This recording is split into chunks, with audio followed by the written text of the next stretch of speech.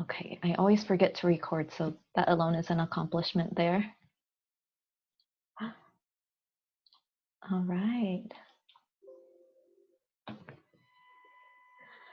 Okay, so for those of you who haven't met me, my name is Tyann. I am just a avid TEAM-CBT practitioner. I just found it to be just completely life-changing, not just for my private practice, but for me on a personal level. And so once I learned about TEAM, I just became really passionate about becoming a trainer and spreading it. So this is such a privilege to be able to do this with you all. It's been 6 months since I've done a webinar, so it feels really good to be back. And then just a little bit about me. I've been in practice for 10 years, and then I opened up my private practice 3 years ago. And really what gave me the confidence to do that was actually TEAM-CBT, because I finally felt like I have something to offer people. And that was when I just felt like I wanted to open my practice and solely practice using TEAM-CBT, and have found it to be overall really successful. Once I started to do training, I tracked all of my clients' symptoms with the brief mood survey. And then I wanted to see my success rates, and really about 86% of my clients with me using TEAM-CBT had gotten from moderate to severe symptoms down to less than 5, which is less than mild symptoms.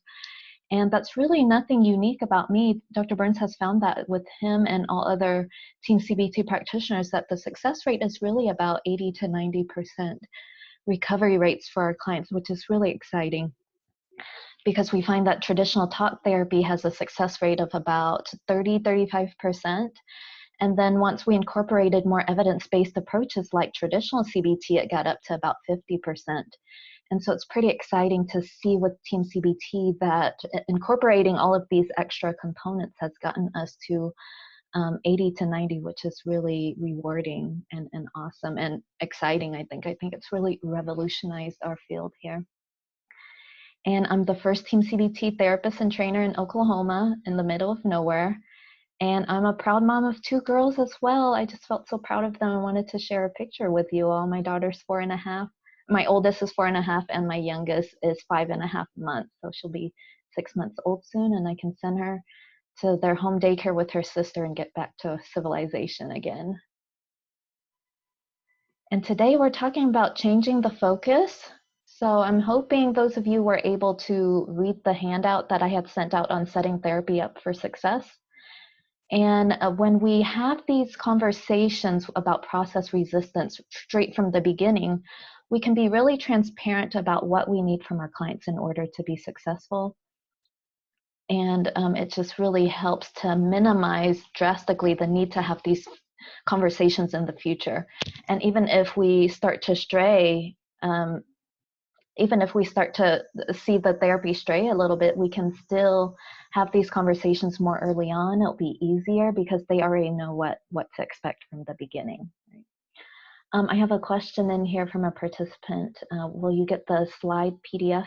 That was sent in the email with the meeting link. Was everyone able to get that? So in the email with the meeting link, it said these are the PowerPoint slides and the handout, and that should be in that same email as well. So you should have all of this with you that you can print out later or to look back again at later.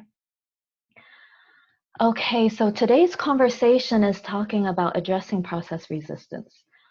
Process resistance is basically when we're working with a client, regardless if they want to get better or not, we may see some resistance into doing the work that's required in order to get better, which we've all been there.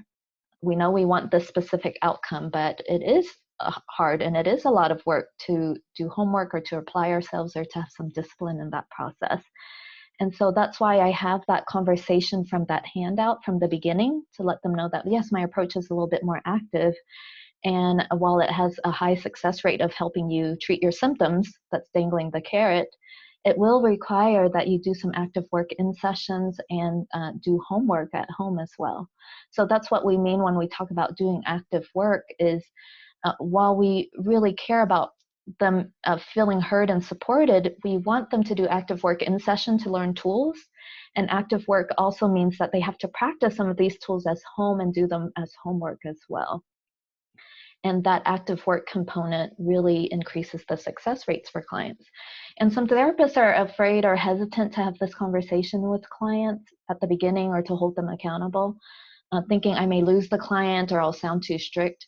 And honestly, almost all of my clients, once they hear that carrot, that, you know, we do have tools that I really think can help you with the symptoms that you're sharing with me, they actually feel kind of excited because a lot of them have already done a lot of traditional talk therapy and may not have seen a lot of good results. And so they're actually excited that we have some tools to help them. And then once we dangle that carrot skillfully, they're more likely to agree with that gentle ultimatum, which is what are our basic requirements for them to get better, right? Which is doing the active work. Okay, so now we are imagining that we've already had this conversation with clients, but there are times when therapy may still stray from the active work. How many of you have related to that? Just a raise of hands where you've already talked to them about the expectations and seeing several hands go up. But then during therapy, maybe they really love the empathy that you're providing, and then you're seeing like 10 sessions later, you're still talking about the same issues. Or they forget to do their homework after they come back. And so these are the instances where it's important to have a changing the focus conversation, and then we'll use the process resistance tools again. Okay. So changing the focus is an advanced empathy tool. The 5 secrets is the basic empathy tools, and the advanced empathy tools are changing the focus, positive reframing, and multiple choice empathy. And we like to use changing the focus when we just see some therapy interfering behaviors that we want to call out. And so it's something that you're noticing that may get in the way of successful therapy, or something that is even uncomfortable to address, but it's probably really important to do so in order for them to get better. Even like when Dr. Burns had a man, I don't know if you heard it on the podcast, where he had a man that just came in and reeked of urine, and he didn't do his homework, but he just smelled really bad. And Dr. Burns had to use changing the focus because this man wanted to make more friends and wanted to work on his social skills. But if you smell bad, it's kind of hard for Dr. Burns to be successful in helping him. And so he had to use changing the focus to say, you know, I'm noticing an odor, etc., which obviously is pretty uncomfortable, but we really soften the conversations with these other components as well, which I'll share with you and what we do, okay? So I'm gonna go over the content and then I'll do a demo with you. So if anyone's really gung-ho about volunteering for the demo, you have an easy role. You just refuse to do homework or, you know, do some endless processing. And then I'll allow you to break out to practice this conversation too, okay? All right, so changing the focus. First, I like to get permission where we may see ourselves getting into the cycle where they're endlessly processing. And so I just like to say something along the lines of, you know, wanting to pause the conversation to get permission to talk about something that I'm noticing in the therapy process. Would that be okay? And then the other components for changing the focus includes an I notice statement. What are you noticing? Objectively, what are the behaviors that you're noticing, and call it out, right? I notice it's been challenging for you to do your homework. I notice that we've spent multiple sessions processing about your husband and your ratings are still the same. So it's just calling out, what is this therapy interfering behavior that I see in objective terms, and trying to remove judgment from it because we're just noticing a behavior. Positive reframing helps to soften what you notice because it's basically saying, even though this conversation can be a little bit uncomfortable, my hope is that once we talk about it, we can really get therapy unstuck and move forward to help you with reaching your goals. And so the positive reframing helps to make it a little bit more hopeful that even though this may be a little bit hard to talk about, there's a positive outcome that we can get from having this conversation. And then the inquiry, we also call it you notice inquiry, where we just say, have you noticed the same pattern too? And then how have you been thinking and feeling about it, right? An important pointer with changing the focus is to integrate the 5 secrets, especially disarming and owning the blame. This is a delicate conversation. To be honest with you, it's one of the most painful conversations that I'll have to have with clients. And it does get uncomfortable, especially when you've had a relationship with them and then it's probably a bit of my conflict phobia as well, but it always makes me a little bit anxious and sad. And so owning the blame really helps to remove the judgment for them to feel less judged. So owning the blame are statements like, you know, I think I failed to create the structure that we've needed to make therapy successful for you. Or it could be, you know, I just find myself really not knowing how to help you if we don't integrate these active components. So you see how we own that piece of our inadequacy if they don't meet these conditions, not saying like, oh, if you don't do your homework, you're not going to get better, which sometimes it comes out that way, right? And then you could imagine how your clients feel with that wording versus when you own the blame. Okay, so now I'll give you some sample wording. Right. So I feel like I've already given some samples, but let me see if I'm missing anything. And again, you have this in the email that you can print out. The point that I wanted to make was it's really important for us to find our own wording that feels natural for us. Sometimes I think people have tried to use Dr. Burns' wording, and then it doesn't feel natural. For example, when he does like the gentle ultimatum, he'll say, homework is a non-negotiable. Like that doesn't really connect with me. And so I would just say something along the lines of, you know, homework is a really important piece in order for us to do successful work together.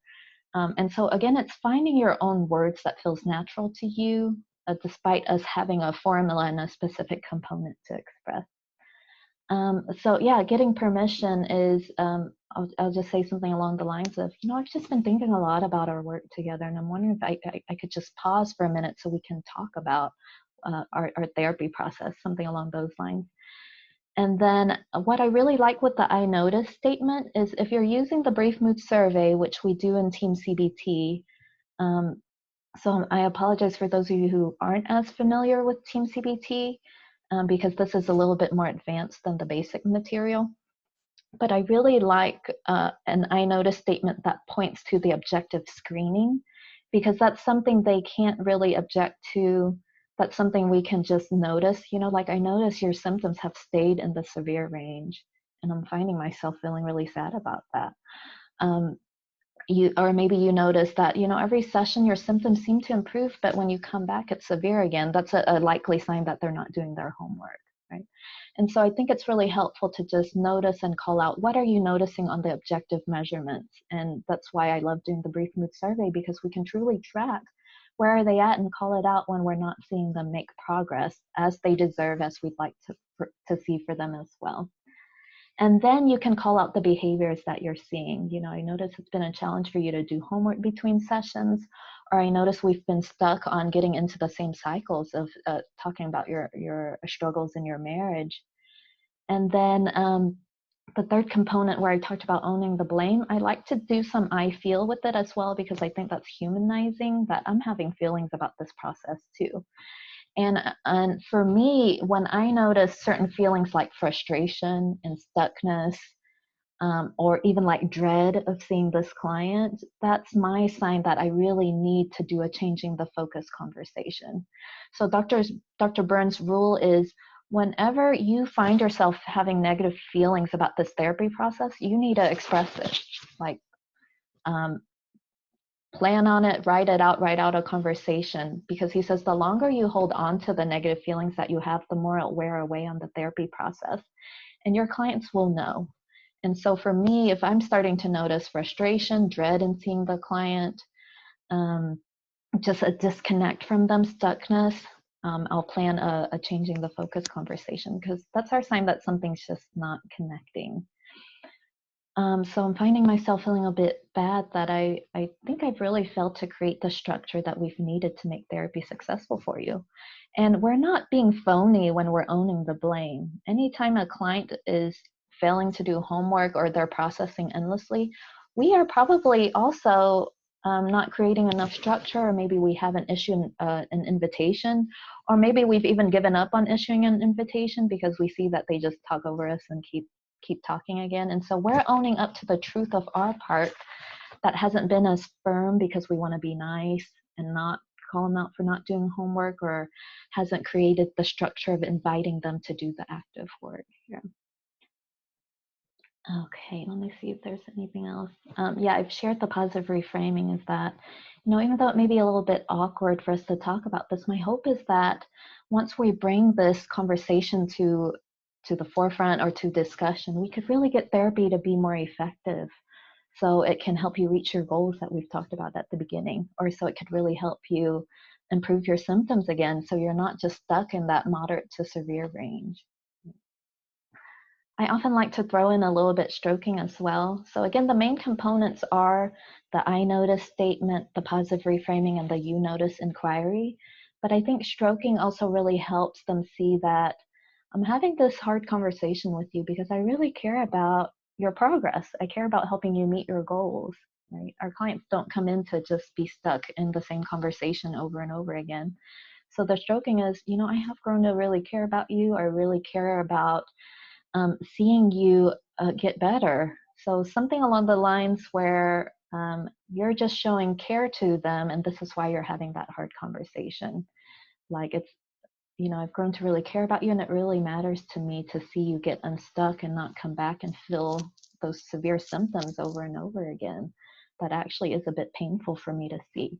And so that's a bit of an I feel statement as well, that I think can be humanizing, because for most of us, I think it is a little bit painful when we see our clients being stuck. And so I often share that with the stroking. And we're feeling pain for them because we care about them and we do want them to get better. And then we wrap up with just processing these feelings with them, because sometimes this is a hard conversation. I can think of personally a woman that I've worked with where she kind of felt rejected. I probably didn't do some components as skillfully, but it was important to find out how she was feeling about the conversation, because she was saying like,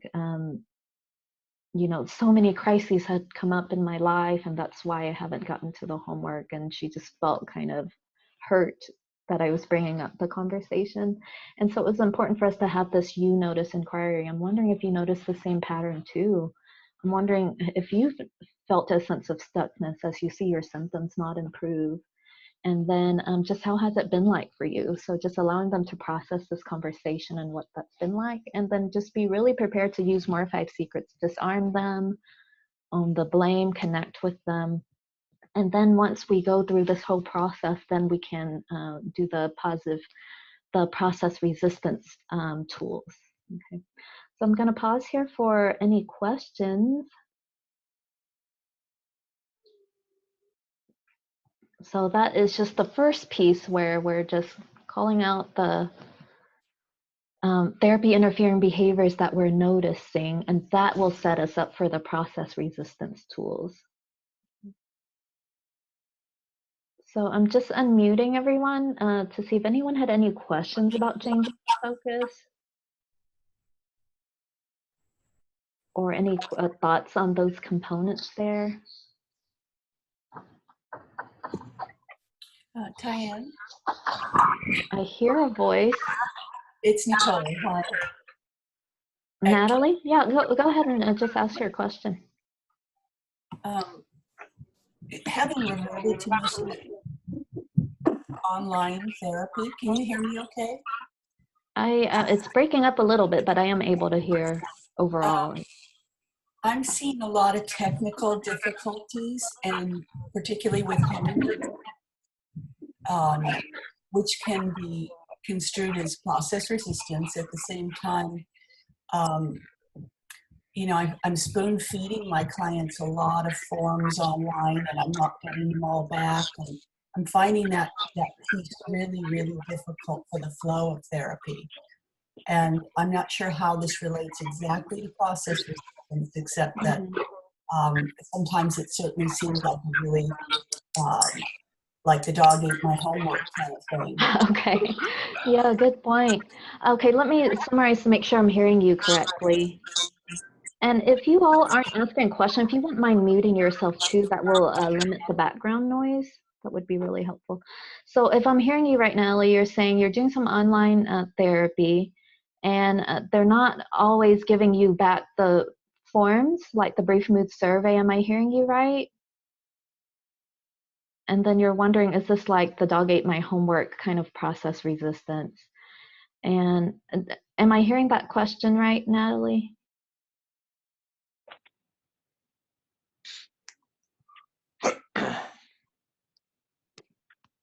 Oh, okay. I'm not hearing confirmation here.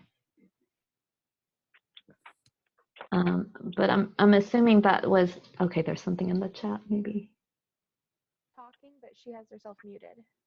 I think she was. Okay.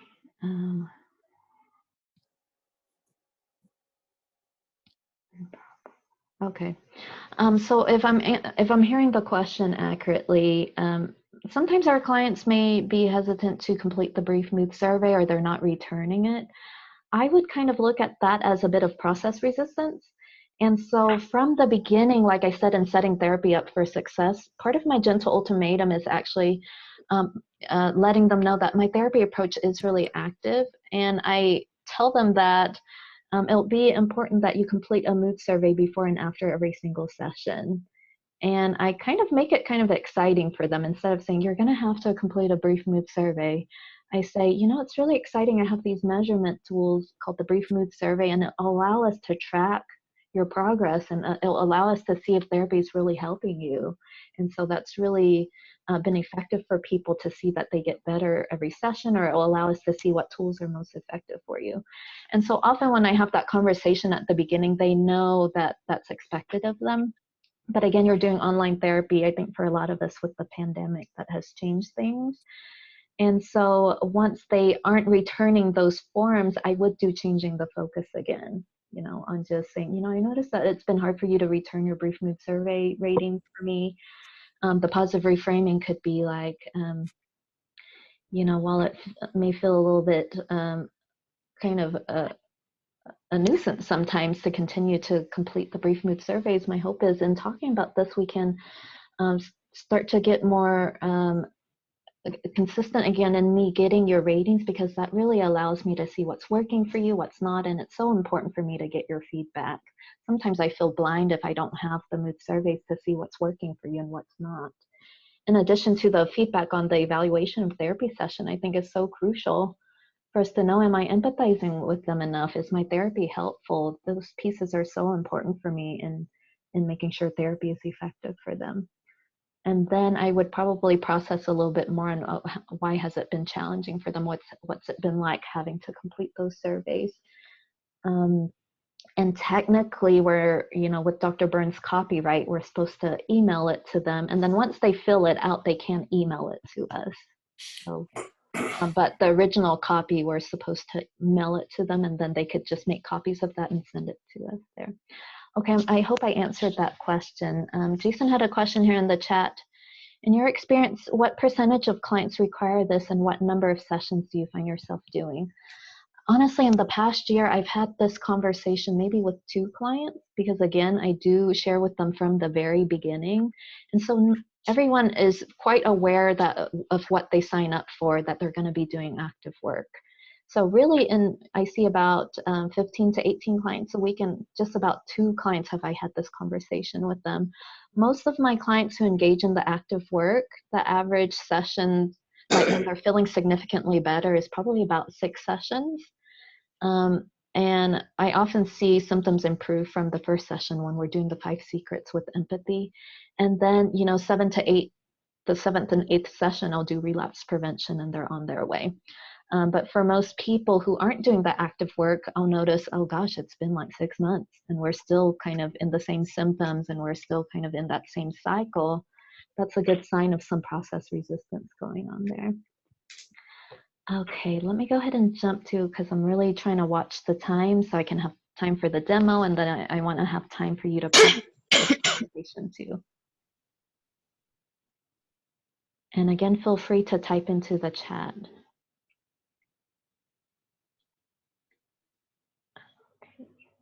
I'm going to go ahead and mute everyone before I screen share again.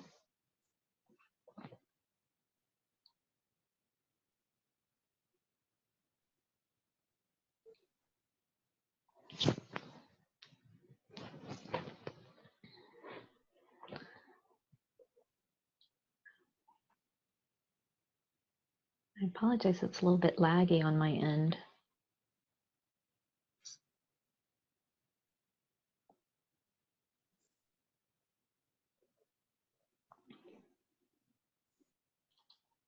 Okay. All right, so we've done changing the focus. And now once we've processed thoughts and feelings and all of that good stuff, we will go into the process resistance tools. So there's mainly 4 process resistance tools. Oh, there's someone who, I thought I had muted everyone, but if you wouldn't mind just making sure you're muted and then mute that for us. Okay, so there's mainly 4 process resistance tools. These are the same tools I use at the beginning conversations before I take on clients. And so we have Dangling the Carrot, where we share with them that there is a positive outcome, like, you know, the success of your therapy approach.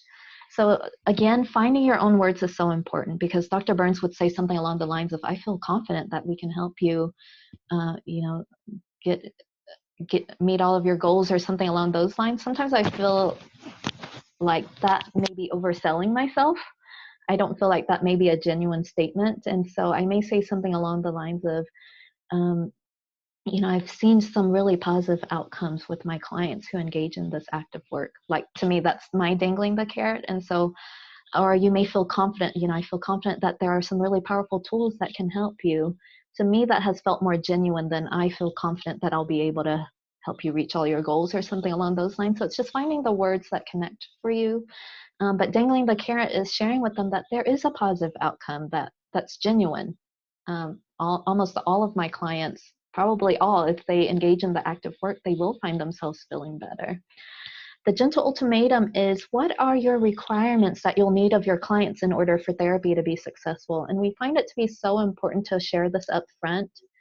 This will hold them accountable. It'll be transparent. It's really respectful to let them know that you know, you really aren't able to do successful therapy. We're limited. I can only do so much. And so the requirements of, you know, doing active work in sessions, that they'll do homework in between sessions, if we're transparent about that from the beginning, it really increases the likelihood of them doing it. And then we call this the carrot sandwich when we add dangling the carrot again. And so if these terms work for you, it would be so exciting to work with you, to see you get to a space where you're feeling so much better. So that's just dangling another carrot on, if these terms work for you, we're going to get this positive outcome, right? The fallback position, I feel like, has to be really personalized as well. And you have to decide for yourself on, if your clients aren't willing to agree to your terms in the gentle ultimatum, how will you respond? Are you okay with continuing just supportive listening for them? Some clients are okay with that. I think Dr. Burns may have a stance that is a little bit more rigid, where in his opinion, he really believes that continuing just solely supportive listening may be unethical. So that's kind of his opinion, that we should do active work with clients. And maybe that's a valid should, I'm not sure. But he doesn't believe that we should continue to do traditional talk therapy. That isn't fair for them.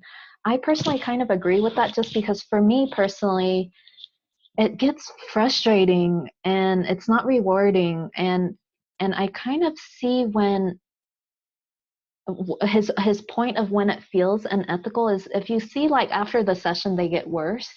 Because what we see in a lot of research now, in his latest book with Feeling Great, there is I think he's a neurologist, but Dr. Mark Noble, he's found that if we just have clients vent and complain session after session, it actually reinforces the networks that makes them feel worse.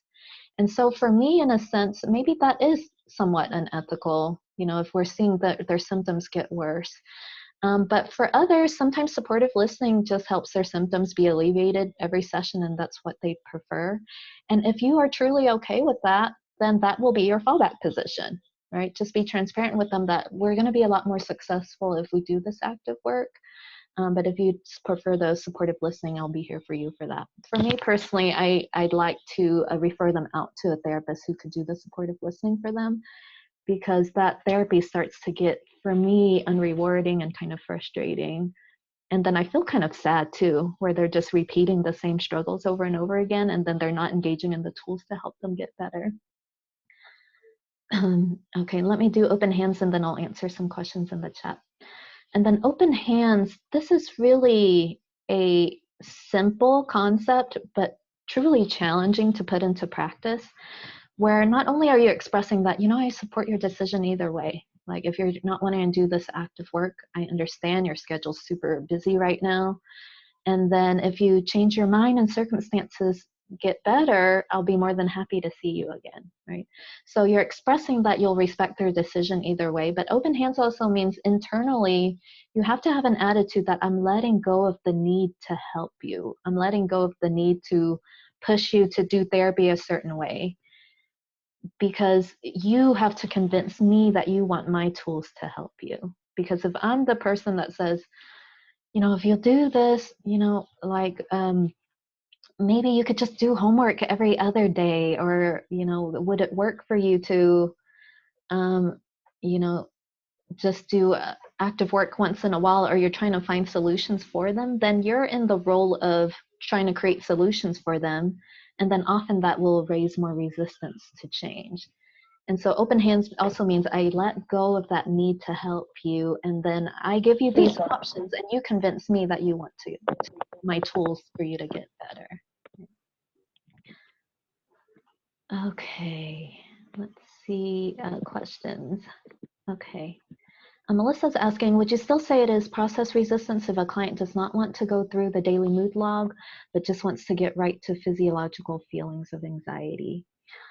That's interesting. So maybe are they wanting to go straight to methods to get better instead of going through the daily mood log here?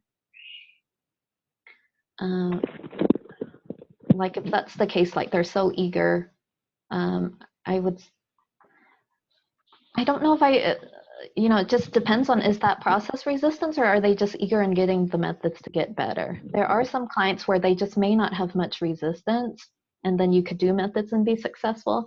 I would still be hesitant to skip the assessment of resistance though. And then I would just share with them about, changing the focus as well. I notice you've been eager about using the tools, and I am too, to help you with your physiological symptoms. I find that this portion, we used to call it agenda setting, is really crucial in setting us up for success and making those tools even more helpful for you. And so, so that's kind of a dangling the carrot a little bit. And I'm wondering what your thoughts are on that inquiry, if we just pause for a little bit, because it really helps still to honor the anxiety, and then it seems to do the heavy lifting for us for the methods to work even more effectively there.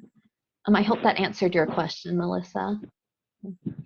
Oh, Margaret says she gets so bored with just doing supportive listening. True. I mean, I find that to be true for myself. If it's the same conversation and the same themes over and over again, it does start to get kind of draining. Like, to me, it just kind of wears on me. Carlos, I don't feel comfortable yet assigning homework because I'm not clear on what to do with homework.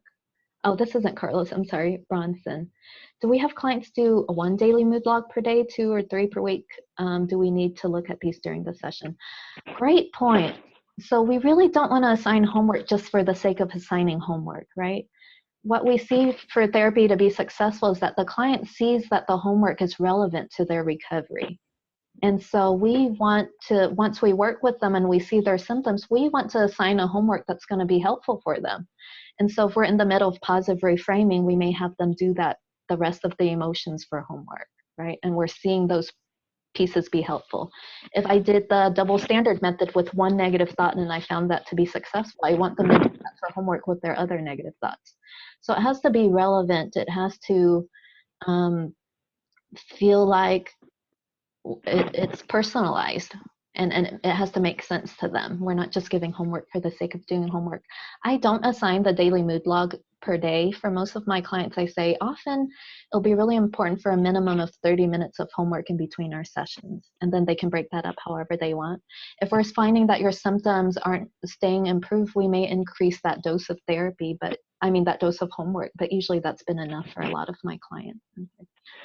Other therapists may require 10 minutes of homework a day. To me, it's just kind of dependent on the client, and that's why the brief mood survey is so important, because if I see their symptoms are improving in between sessions, we know that's been enough homework for them. I hope that answered your question too, Bronson. And again, you have the sample wording for you to be able to look over. I feel like I've gone over it pretty thoroughly enough here. The only other piece on the gentle ultimatum is you can use an analogy. Sometimes that's helpful for them. And so sometimes we can share with them, the homework piece is really like trying to learn a new instrument, where that 1 hour session is really important. That 1 hour lesson is really important, but it's the practice in between that will get you the brain changes and the improvement you're looking for. And so sometimes analogies like that are helpful for people. Some people like the personal trainer analogy, like getting the personal training that 1 hour or 50 minutes is really important in getting the techniques down, but overall it's really important for you to do the practice in between to really strengthen your muscles and get the gist that you're looking for. Okay.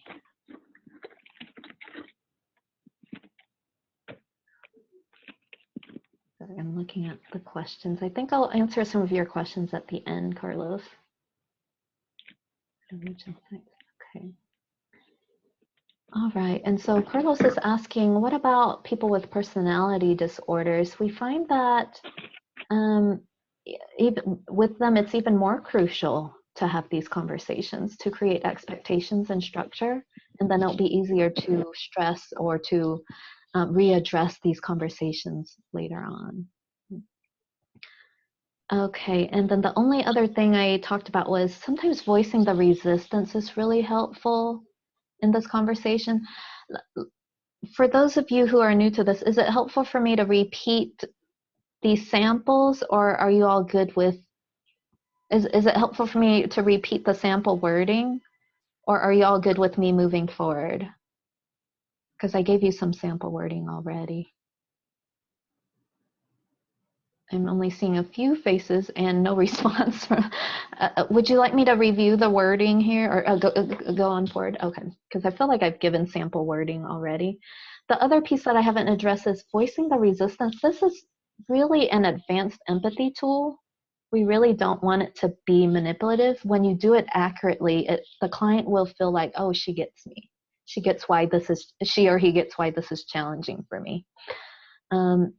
And so voicing the resistance is getting into their minds or connecting with their words on why has it been challenging for them to do the active work. And so voicing the resistance could be, I know it is a lot to add homework when you're raising 3 kids or your schedule's been so overwhelming with your schoolwork. Or, if they just do endless processing, like I know you've been through so much, and with all of those crises coming up, you've needed to talk about a lot of it, and that has helped you unload it. Or, I've had a client, the same woman that kind of got upset. I kind of feel like she had a bit of a personality component. But she said, you're the only person who cares to listen to me. And so in voicing the resistance, I would say, and you feel like I care for you, and I've been the only person that's heard your struggles, and I could imagine that feels really good to have somebody be there to listen to you. Right? So voicing the resistance is really using their words to address, while I require this of you, why has it been a challenge for you to follow through with that? So they can feel heard and understood. And then you can do your fallback position. How do you want to respond, right? Do you want to let them know that I have a friend who tells his client, if you want to pay me to listen to you, I'll be happy to do that. But I want you to know the prognosis for your recovery and getting better is not very good. Are you still good with just doing this passive form of therapy? He gives them that option. And for me, I personally say, I'd feel kind of bad expressing this, or I would feel sad to see you go. At the same time, I'm hearing that it may be a better fit for you to have a therapist that provides you the supportive listening you know, in your sessions. And for me personally, it would be really uncomfortable. I'd be really hesitant to continue a type of therapy that I see not help you get improvement on your symptoms. And I even sometimes say like it truly is painful for me from developing the care that I have for you. It would just be, you know, too uncomfortable to continue to see you, you know, continue a type of therapy that leads me to see you feeling bad every week. So something along those lines is my fallback position. And then open hands is, again, not only I respect your decision either way, but I always like to keep it warm if I genuinely am willing to see them again. I say my doors are open if circumstances change and you find yourself wanting to do this active work, I'll be more than happy to work with you again. Or I'd love to see you again, something along those lines. All right, so now we're ready for a demo. Okay, are you all excited? Okay, anyone wanting to be a client who doesn't want to do homework?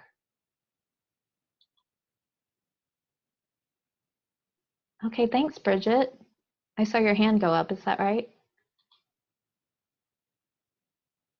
Okay, let me allow you to unmute.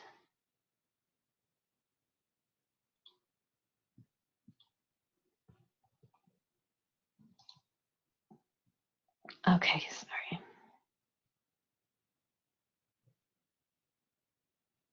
I'm unmuting you right now and it's loading. Okay, Bridget, do you mind talking to see if I can hear you? Okay, I think it should work now. Okay, great. Yes, thank you. Everyone able to hear Bridget okay? So if it's okay with you, Tyann, I'm going to kind of channel a client that I feel so bad about because she didn't come back, and it was right before I did the intensive with you. We're there, I think, in Atlanta with David. And I felt so bad because, you know, it was a homework issue for her, and I just don't feel like I handled it very well. So I've been there, Bridget. Like, truly, I've had to seek consultation when I have to have these conversations because it's really just a painful and challenging process, for sure. Absolutely.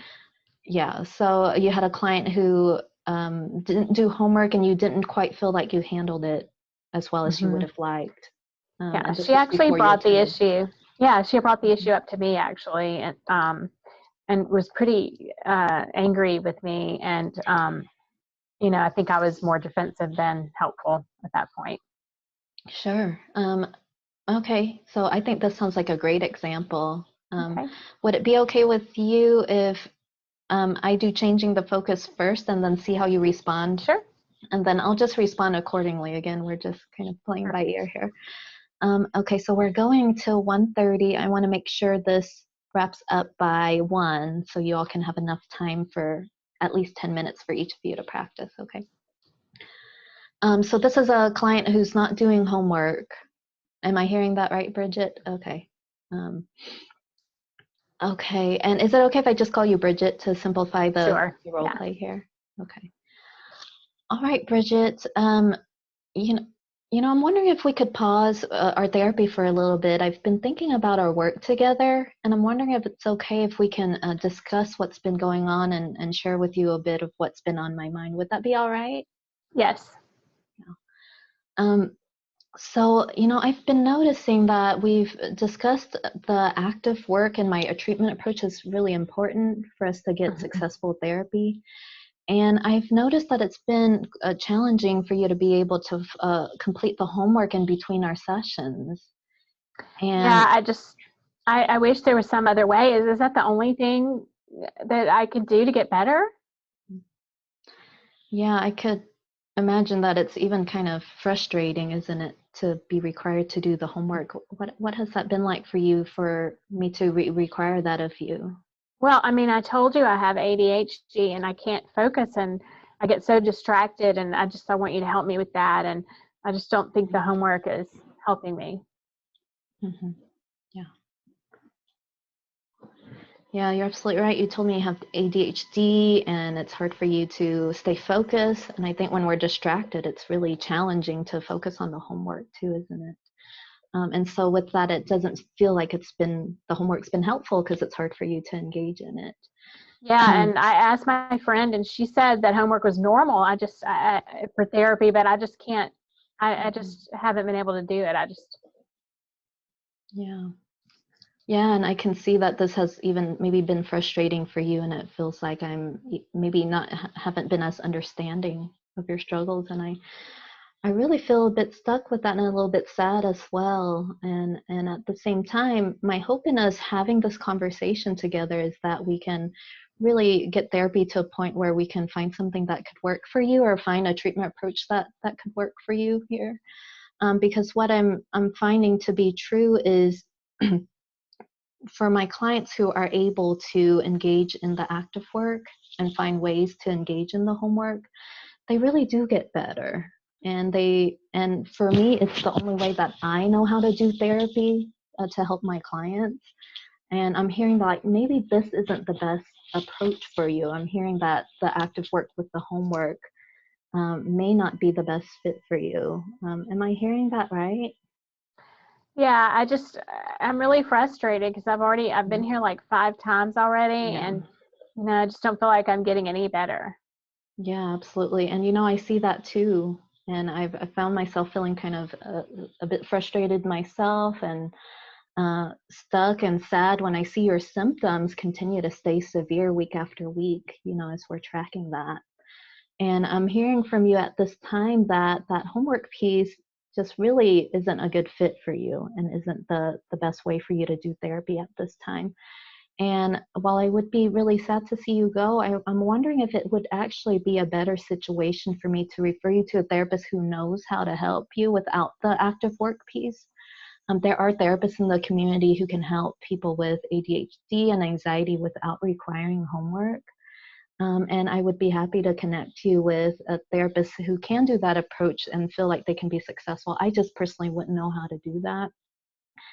And truly respect if that's what you'd want to do. What are your thoughts on that? Well, it's just so hard for me because procrastination is a problem for me. So, I think it probably would be better if I see somebody else. Yeah. And I've just grown to care about you a lot, and just really wanting to find the best fit for you, if this isn't working out. And really ultimately, if things change and circumstances are different and things are less overwhelming for you, and you want to try this active approach again, my doors are open. I'd be more than happy to work with you. But I'm hearing like Okay. it's the best fit for us to find a different approach for you at this time. Yeah, I think so. Thank you. Okay, what did that feel like for you, Bridget, from the changing the focus to dangling the carrot and the gentle ultimatum? Yeah, your empathy really kind of diffused the anger. Even as I was trying to channel her, I kind of got thinking, well, I don't need to be, so strident, and what that was helpful. What pieces of the empathy helped to diffuse anger? I think just taking what she was saying at face value. Yes, you have ADHD. Yes, I can see it could be hard to be focused, and really kind of picking up where she was leading with that about, and just not challenging that, like, yes, that's how you see yourself. Oh, good point. So I'm hearing the thought empathy helps. So repeating what they're saying, rolling with that, disarming it, right? So we're agreeing but with she them. did a great job of picking up on the feeling empathy too, to say, you feel frustrated, maybe even a little bit angry, and that sort of thing. So yeah, acknowledging their frustration. Often Dr. Burns says the only way to diffuse anger is by acknowledging their anger and owning up to it, right? Like, I can imagine it has been really frustrating for you, and maybe even felt like I haven't been understanding of your struggles. So that's the disarming and owning up to our part in it, right? yeah. So that can help to diffuse the anger. And then just like the pointer I said, it is important to integrate the 5 secrets through this process, and then it can help them to hear it better, because ultimately we're wanting to get on the same page. We're not wanting them to feel like challenged or that we're butting heads with this conversation, where actually our goal is let's get on the same page to get to an approach that could be really helpful for you, whether you continue to work with me or you work with someone else. More often than not, Dr. Burns and I have found as well that they end up deciding that they do want to engage in this process with you more often than not. When we're owning the blame and we're letting them know if they want to continue to work with us, this is the way that I know how to help you. And that would be a really important component, right? Any other thoughts from the client's role, Bridget? No, are others hearing this music in the background? It's very distracting. Oh, I'm not hearing it. Is anybody else hearing that? I'm seeing a lot of nods. It's really loud, and there's one person that's not muted, and I guess maybe that's coming from there. Anyway, maybe they've left the room or something. I thought I had put I hear it too. Oh. Well, that's been entertaining then, huh?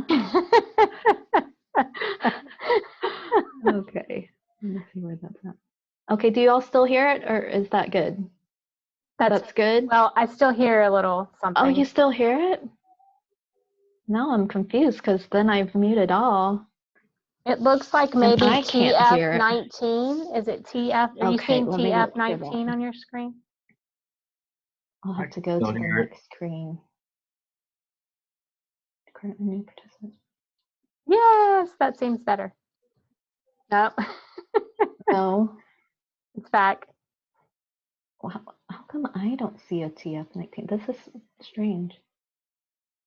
I'm wondering if it's like, I've heard of this happening with Zoom, that someone just jumps on the call and maybe, I don't know. Oh, like that's not in our... Yeah. Sorry, I'm scanning this and I'm not seeing. Well, you're going to break out into sessions and hopefully one of you don't end up with TF19 and you're just listening to music. But before we break out into sessions, let me give you the instructions. I apologize. I don't see them on my screen. No, okay. It'll solve itself when we go. Yeah, when you break out into sessions. And apologize in advance if you end up with TF19 and I guess you'll just be headbanging with your practice session here. Okay, let me give you the instructions and then allow you to ask any questions before we break out.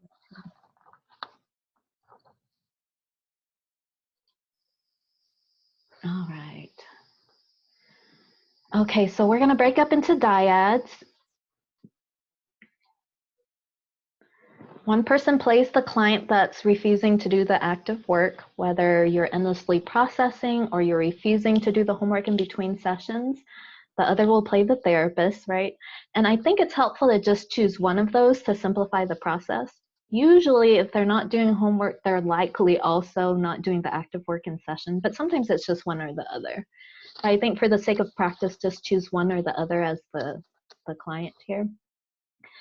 And then the therapist, so when the therapist assesses if the gentle ultimatum terms work for you as the client, go ahead and let them know that it just is too challenging at this time to do homework, or you just need someone to continue to listen to you. You can share some anger if you want, so your therapist can practice the 5 secrets.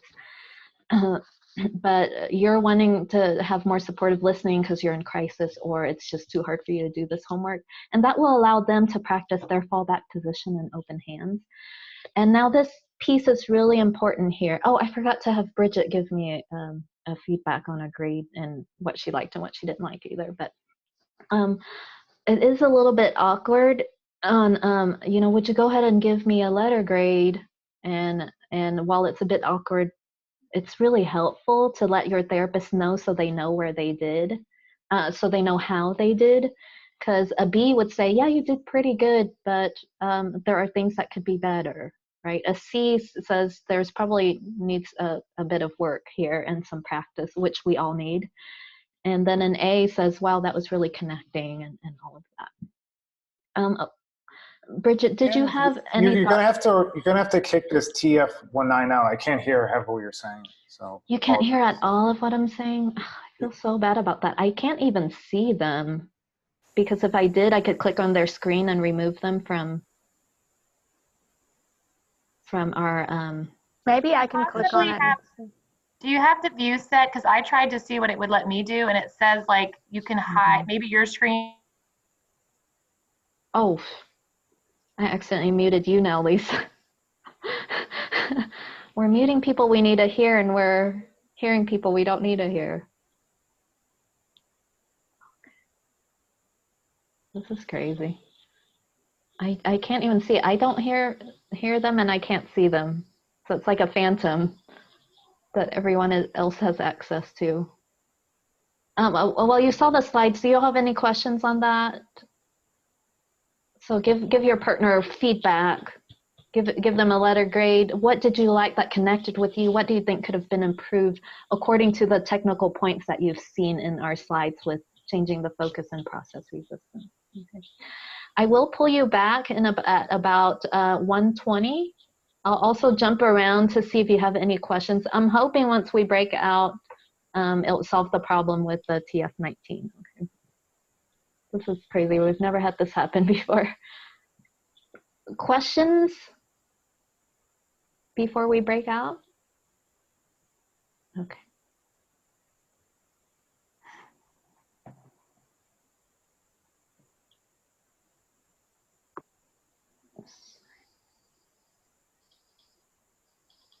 Okay.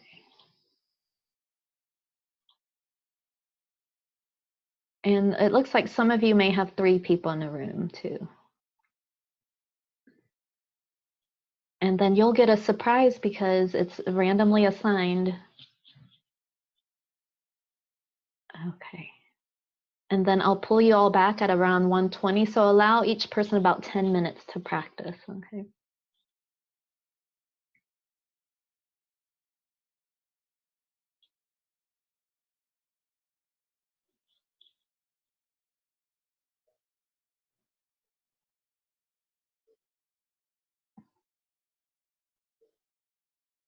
The technical difficulties are a bit frustrating. I apologize.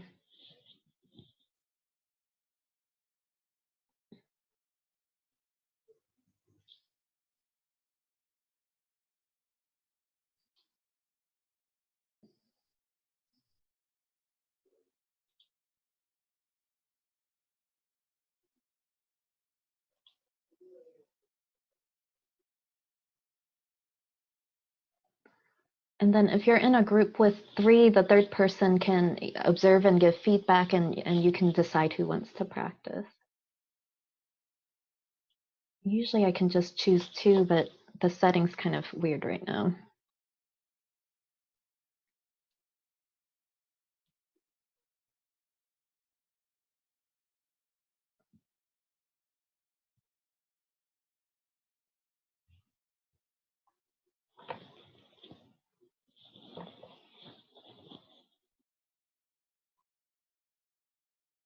Okay.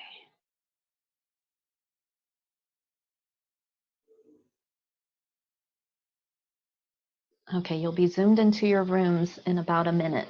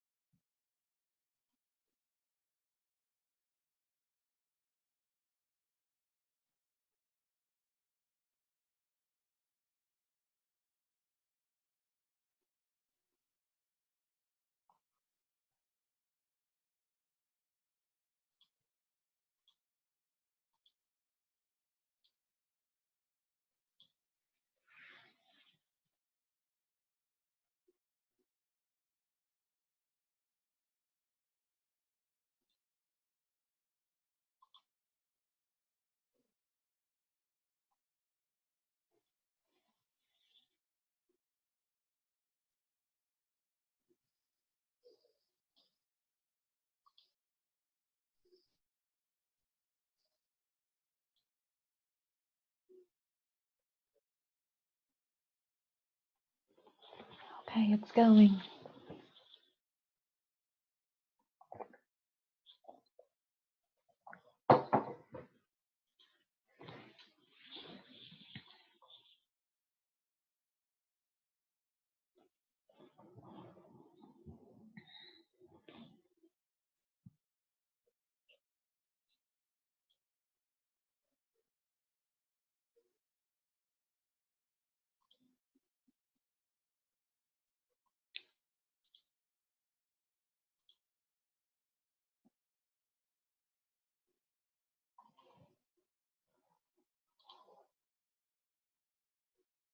Gosh.